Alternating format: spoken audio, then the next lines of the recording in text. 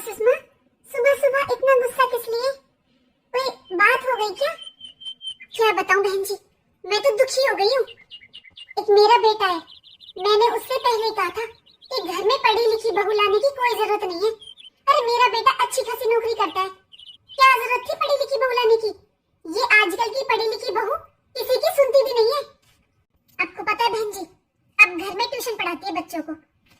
अब आप बताओ कैसा घर हो जाता है मेरा शाम को? सारे बच्चे आकर गांव के घर में हल्ला करते हैं, मेरे घर में गंदगी मचा कर जाते हैं, सारा सामान इधर से उधर फेंक देते हैं। मुझे तो बिल्कुल भी पसंद नहीं है ऐसे बच्चे। इस बहू को तो मैं 2 दिन में सुधार दूं, लेकिन बात मेरे बेटे की है, वो मेरी नहीं सुनता बहन जी। अरे सुषमा, ये तो बहुत अच्छी बात है कि तुम्हारी बहू पढ़ी लिखी है और कहीं बाहर भी नहीं जा रही है, घर में बैठकर ट्यूशन दे रही है बच्चों को, 4 पैसे कमा रही है, वो भी तो तुम्हारे घर में ही आ रहे हैं ना। और वो कहावत तो तुमने सुनी ही होगी कि घर में अगर पढ़ी लिखी बहू आ जाती है ना, तो आने वाली कई पीढ़ियां सुधर जाती हैं। कम से कम अपने बच्चों को घर पर पढ़ाएगी, उन्हें ट्यूशन की जरूरत नहीं पड़ेगी और अपने बच्चों को अच्छे संस्कार देगी, उन्हें अच्छी बुरी की समझ भी होगी। अरे ये कैसी बातें कर रहे बहन जी? अगर अब हमें ही ले लो, हम ज्यादा पढ़ी लिखी नहीं है, तो क्या हमारे बच्चों को अच्छी बुरी की पहचान नहीं है? कोई हमारे बच्चे कामयाब नहीं है? नौकरी करता है मेरा बेटा। देखो सुषमा, मेरी बात समझो।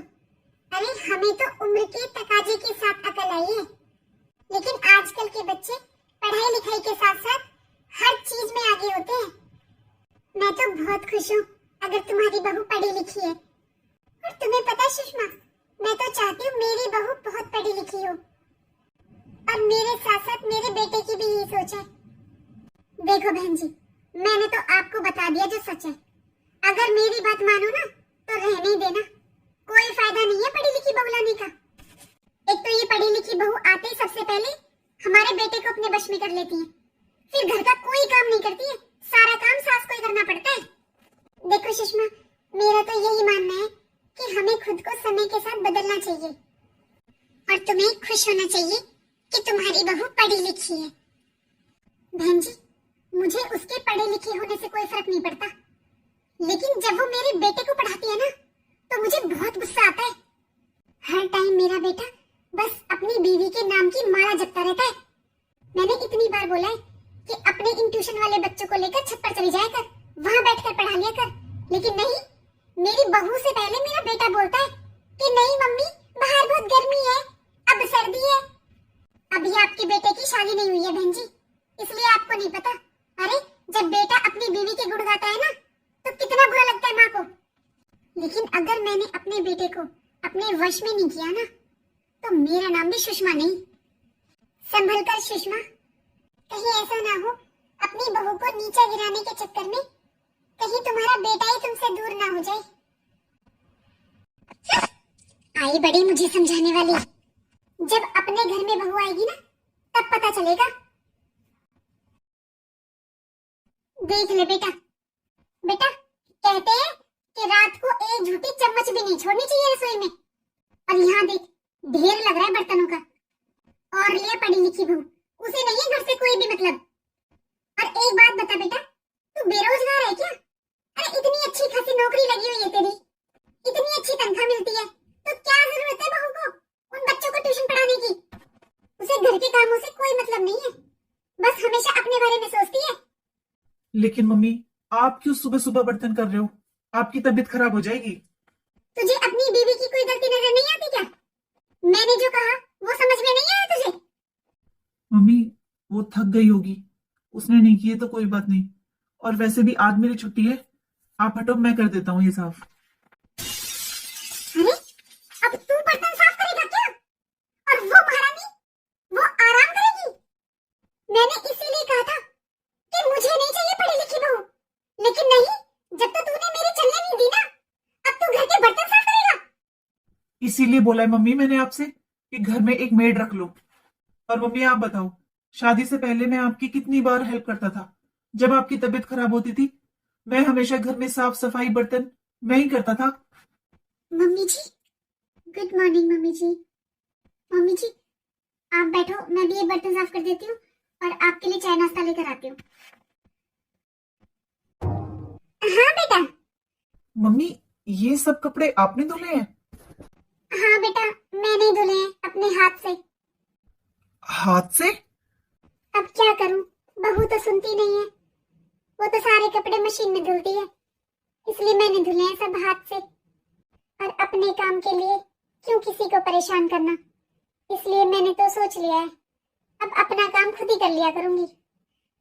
अरे मम्मी, कैसी बातें कर रहे हो आप? माना कि पिंकी बिजी है, वो बच्चों को ट्यूशन पढ़ा रही है, लेकिन आज मेरी भी तो छुट्टी है। मैं तो बिल्कुल फ्री हूँ। आप मुझे बता देते, मैं धुल देता कपड़े। अच्छा बेटा, अरे आज तेरी छुट्टी है, लेकिन हर रोज तो तू ड्यूटी पर जाता है। तू भी तो थक जाता है सारा दिन काम करते करते। सुबह से शाम तक ऑफिस में काम करता है, फिर घर आकर फिर तू घर का काम करेगा।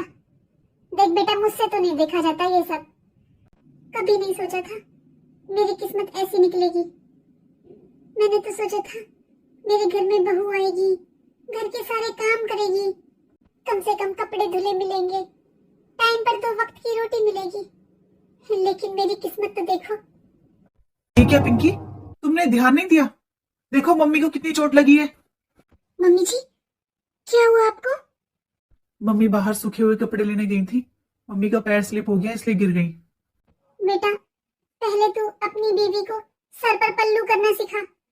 हमारे घर की बहू बेटियां ऐसे नहीं घूमती हैं। इसको बोल जब मैं मर जाऊं तब घूम लेगी ऐसे। मम्मी जी, आप तो जानते हो जब भी मैं बाहर जाती हूँ तो मैं सर पर पल्लू कर लेती हूँ, लेकिन मम्मी जी घर में तो मुझसे सर पर पल्लू नहीं हो पाएगा। अगर मैं सर पर पल्लू करूंगी तो फिर मैं घर के काम कैसे करूंगी? और मम्मी जी, जब कोई बाहर से आता है तो उनके सामने भी सर ढक लेती हूँ मैं। अरे बहू, सारा काम तो मैं करती हूँ घर का, तू करती क्या है सारा दिन जो तुझे सर ढकने में परेशानी है? तुझे तो बस अपने ट्यूशन वाले बच्चों से मतलब रहता है, बाकी तुझे घर के कामों से कोई मतलब नहीं है। पिंकी, तुम जाकर पहले माँ के लिए सूप ले आओ। ये सब बातें तो बाद में होती रहेंगी। जी ठीक है। मम्मी, आप चिंता मत करो, मैं बात करूंगा पिंकी से। आप बस रेस्ट कीजिए। पिंकी, अच्छा हुआ तुम मुझे यहीं मिल गई। पिंकी, मुझे तुमसे कुछ बात करनी है।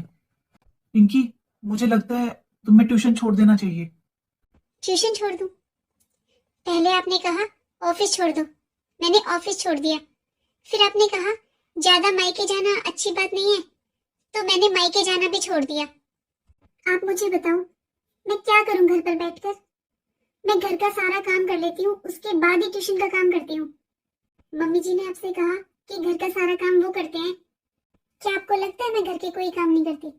अगर आपको यकीन नहीं होता है ना, तो घर में कैमरे फिक्स करा लीजिए। घर के सारे काम मैं करती हूँ और मम्मी जी को कहने की जरूरत भी नहीं पड़ती।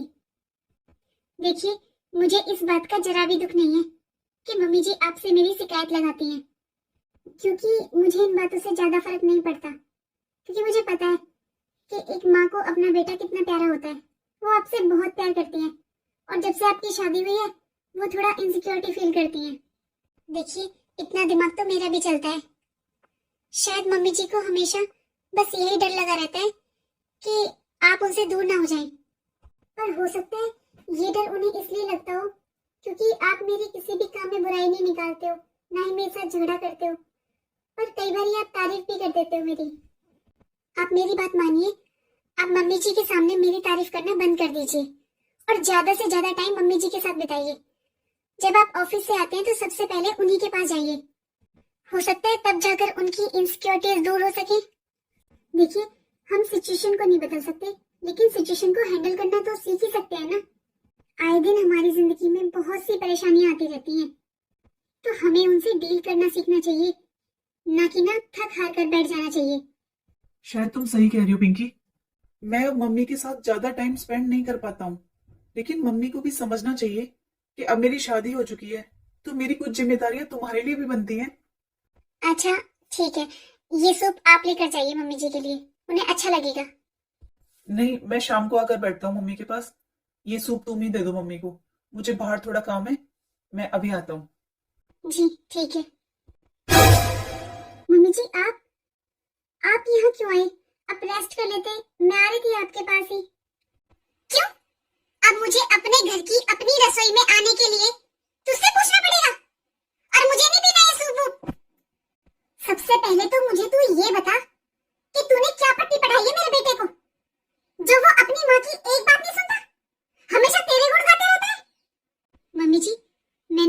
पट्टी नहीं पढ़ाई है आपके बेटे को। ये तो आपके ही संस्कारों का फल है। आपने संस्कार इतने अच्छे दिए हैं। मम्मी जी, आपके बेटे अच्छे और बुरे में समझ रखते हैं। मम्मी जी, आपको लगता है कि ये हमेशा मेरी तारीफ करते हैं, मुझसे झगड़ा नहीं करते, तो मम्मी जी ये तो कभी आपसे भी झगड़ा नहीं करते। आप एक बात बताइए मम्मी जी, आपको मुझ में क्या गलत लगता है? और मुझे बताइए मम्मी जी, क्या उस गलत चीज पर इन्होंने मेरा साथ दिया है? मम्मी जी, आपको मेरा ट्यूशन पढ़ाना गलत लगता है ना? तो अगर आप चाहते हो कि मैं ट्यूशन ना पढ़ाऊं, ठीक है, मैं ट्यूशन नहीं पढ़ाऊंगी। आपको मेरा जॉब करना पसंद नहीं था तो मैंने वो भी छोड़ दी। अगर ये हर बात मेरी मानते मम्मी जी, तो आज मैं जॉब कर रही होती। और मुझे पता है मम्मी जी, आप हमेशा इनके ऑफिस से आने के बाद मेरी बुराइयां करते हो। आप कहते हो कि घर का सारा काम आप करते हो। मैंने खुद सुना है मम्मी जी, लेकिन आप भी जानते हो कि मैं आपको कुछ नहीं करने देती हूँ। आप जो करते हो अपनी मर्जी से करते हो, वरना मैं सारा काम खुद कर लेती हूँ। लेकिन अगर आपको मेरी बुराइयां करके खुशी मिलती है मम्मी जी, तो आपको जैसा अच्छा लगे, जिस चीज से आपको खुशी मिले, आप वो कीजिए। लेकिन यकीन मानना मम्मी जी, मेरे लिए आपकी खुशी से बढ़कर कुछ नहीं है, क्योंकि जब आप खुश रहते हो ना, तभी घर का माहौल अच्छा रहता है और तभी ये भी खुश होते हैं। और आप ऐसा भी कभी मत सोचिएगा कि मैं आपको और आपके बेटे को दूर कर रही हूँ। मम्मी जी, आपकी जगह कोई नहीं ले सकता। उसी तरह मैं इनकी पत्नी हूँ, तो मेरी जगह भी मम्मी जी कोई नहीं ले सकता। हर रिश्ते की अपनी अहमियत होती है। आप चिंता मत कीजिए मम्मी जी, आपके बेटे को आपसे दूर मैं तो क्या, इस दुनिया में कोई भी नहीं कर सकता। प्लीज मम्मी जी, अब मैं आपके बेटे की पत्नी हूँ, उनकी जिंदगी का एक हिस्सा। तो प्लीज आप मुझे भी अपना लीजिए, अपने दिल में थोड़ी सी जगह देकर तो देखिए। मैंने तो कभी सपने में भी नहीं सोचा था बहू के विचार इतने अच्छे हैं। इसका मतलब उस दिन बहन जी सही कह रही थी कि आजकल बच्चों का पढ़ा लिखा होना बहुत जरूरी है। कितने अच्छे से इसने मुझे समझा दिया। घर का माहौल भी खराब नहीं हुआ और मुझे अपनी गलती का एहसास भी हो गया। ये मैं क्या से क्या बन गई? मैं ऐसी तो नहीं थी। जिस बेटे से मैं इतना प्यार करती हूँ, तो उसकी पत्नी से इतनी नफरत